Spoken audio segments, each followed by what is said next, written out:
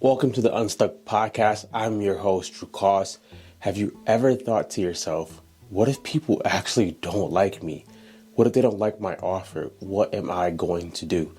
We got this question along with some other questions that we're going to answer today to help you not be anxious and to help you understand why you are the way you are and why people want to work with you. So, question again, Drew, what if people end up not liking me? What will I do? This is a feeling, believe it or not, that we all probably face more than we would admit. We all want to be likable. We all want to be the person who can sometimes be the showstopper or be the life of the party. And if you're not a person who's lively and things like that, it could easily make you feel that when you make content, when you get into business, that people aren't going to like you. I, for one, I'm an introvert. I love quietness. I love low music, and I just love being alone sometimes. That doesn't mean because your personality may be of an introvert that people won't like you. And it doesn't mean that when you make content from who you are that people won't like you. So let's just get into what's actually happening. And then the making content part will make sense. Usually I ask people when they have a question like this is, do you like yourself? And you'd be amazed at the answers where most people don't even like themselves. So it's really, really hard to convince an audience or convince other people to like you when you don't like you.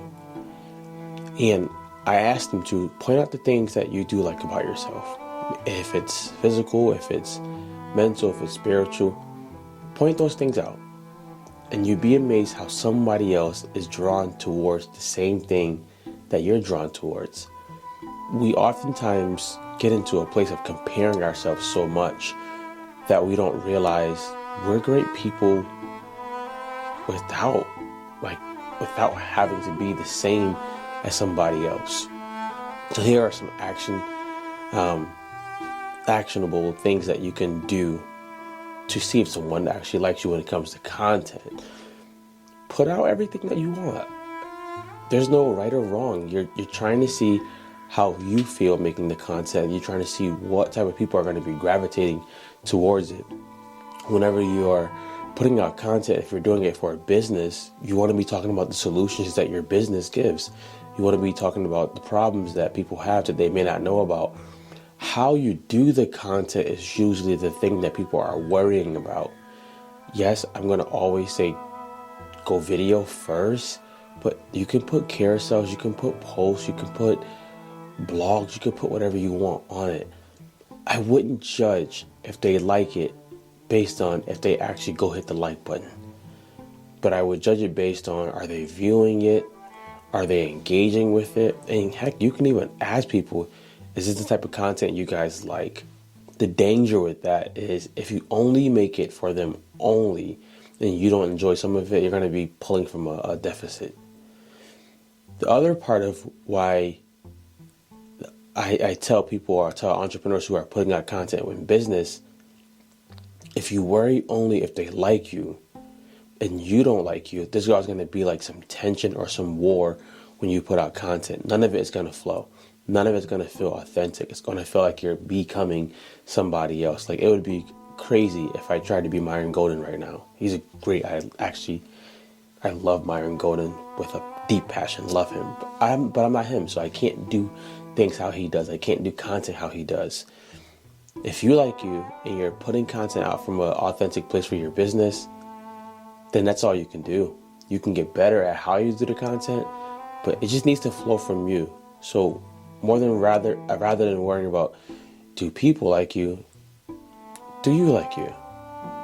If you like you and you love you, the people who are drawn to you, the people who are supposed to work with you, they're going to find you.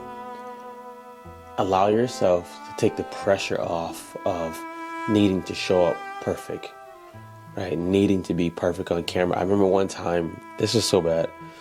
I was shooting an episode, and I showered, everything, and I just had like something on my face just there. And I was so deep into the episode that I realized I can stop this whole thing and then start over, or I can let the world know that I'm not perfect. And the message is right now the most important thing. I'll have to get over the spot on my face or whatever. Like you, love you, and you'll see what happens. Next question. Drew, how do I use content? How do I make content if it's talking about the Bible? This is a cool topic.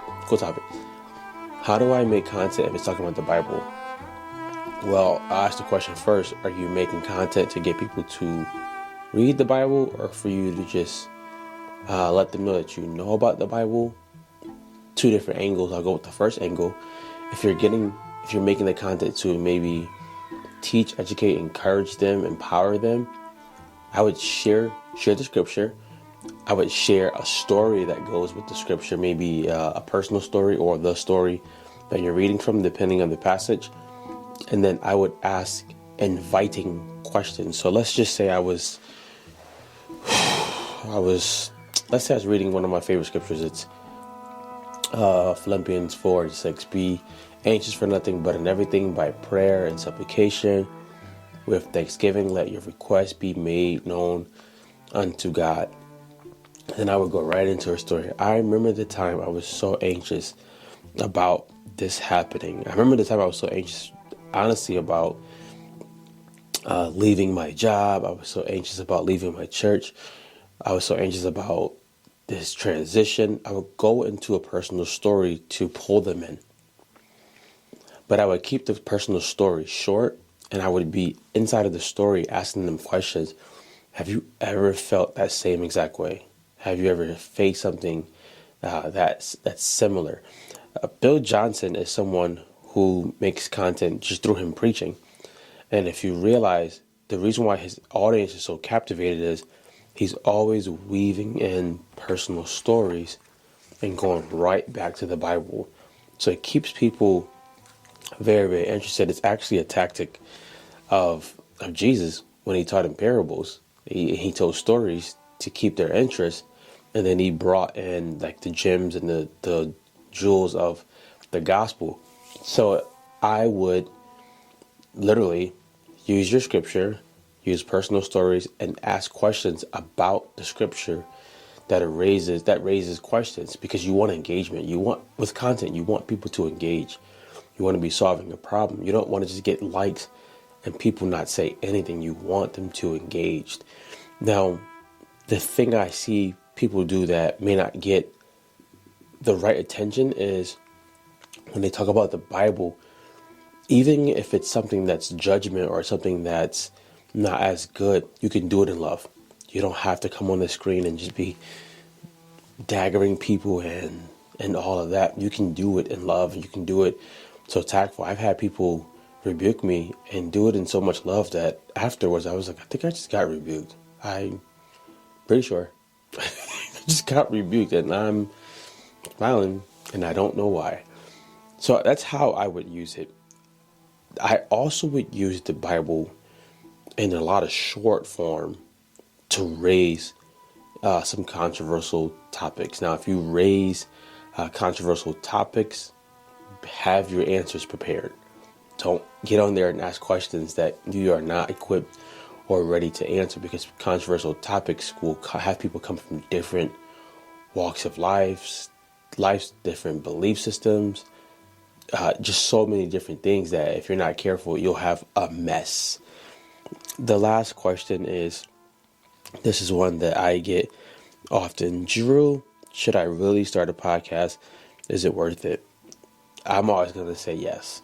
And the cool thing about starting a podcast, you don't have to do it the same exact way as everybody else. You don't have to do video. You can do audio. And you could also do audio where you don't have to even do edits.